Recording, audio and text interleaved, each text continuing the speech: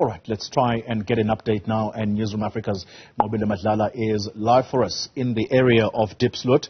Nqobile, good morning to you. It was in June of this year when that community marched all the way to the union buildings. And so whilst we ask the questions as to why are we back here again, the authorities, I'm sure, they are going to also be saying or reiterating the message that community members do not have the right to take the law into their own hands. Yes, Polly, and in fact, in that time as well, we did see the arrest of some of the leaders that ended up in the magistrate court in Randburg, going there in that case, which was also looking into the fact that the community does not indeed have that right to take the law into their hands. However, with that also came the fact that the union building was the place where they wanted to be, and they wanted the president to come and address most of the issues that were highlighted and continue to be highlighted on the ground. You will remember the background as well, Oli, that there was at some point when the Minister Motsoaledi as well as Minister Nqobile did come to this community, and there was a task team at some point that was supposed to assist this community, but it seems like not much is permanent, and that is the issue. And now I want to bring in a community leader, also a reverend in this area. And I mean, Reverend, could have been avoided? Was it possible? Yes. Good morning, Nqobile and your listeners. This could have been avoided.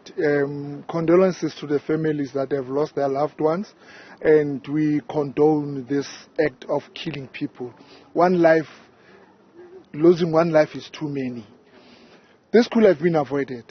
One, if the first tier of governance was operational. If the local government could have its own house in order, this should have been avoided. Secondly, if the government can stop playing with people's life. Our government, this government we voted for, we went to union building, they opened doors for us to engage with them, and when they come back with implementation, they excluded us and called their friends and meet in black chairs, places where they met with people who never been part of this struggle.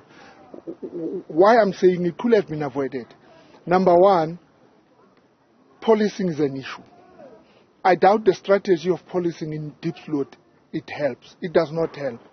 And the way it has been arranged is not. How do you come and police with a veto, a Mercedes-Benz veto, and you've got TRT guys in that and moving around? We've got dangerous places here. They don't go there. They thrive in a big roads that connect Diepsloot and other places. That if the government could have sent us police, that's number one. It could have been avoided. Number two, if what we went to union building for should not have been taken as a political statement or something like that because of these two guys who are suspected to be supporting another political party, this could have been avoided. How do you, in a community that is like Diepsloot, have two matches? There's too much competition here. There's too much electioneering with the life of the people. How do you have two matches? You have DSF match, crying of crime.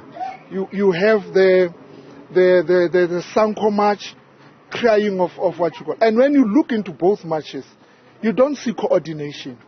For as long as the politician should stop playing with our people's life, for as long as the government should know these people are God's people, are not their people, and start to treat them as they deserve, I personally think that this could have been avoided. But the strategy of policing is terrible. It's non-existent.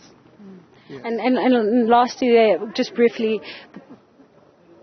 the 19-year-old that lost their life, very young, perhaps have you spoken to their families? Have you reached out? We have been planning to go. Unfortunately, it happened over the weekend. And when I speak to Mr. Ngala here, he only was notified late on Friday. We were busy with other stuff. We'll go when we leave here. But it should be clear to Diepsloot people, this is not how things are done. But also to the president, I'm still saying it. He might not come out of arrogance. He might not come out of caring less. It's okay.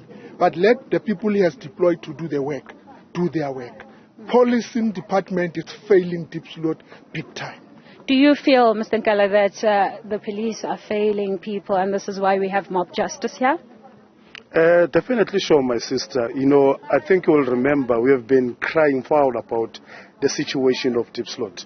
We are really a neglected community. We have been knocking in all the doors, especially to our government, institutions. The president, the state president, we have been begging for him to come so that at least the people can see that the government is doing something about their situation.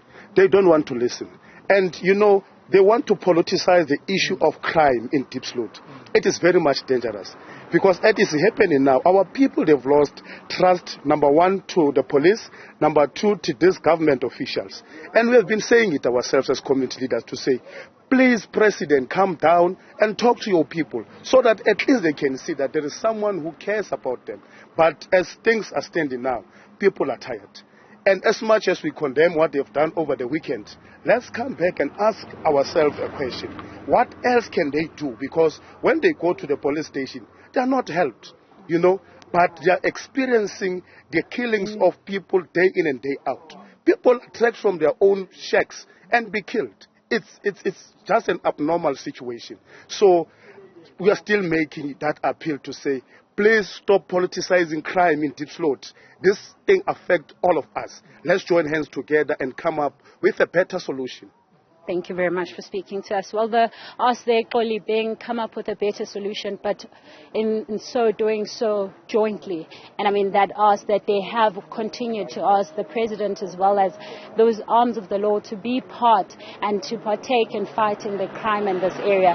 That's what's coming out now from the leadership of Diepsloot. Madala live for us in the area of Diepsloot, that's here in Johannesburg. Thank you very much for that update.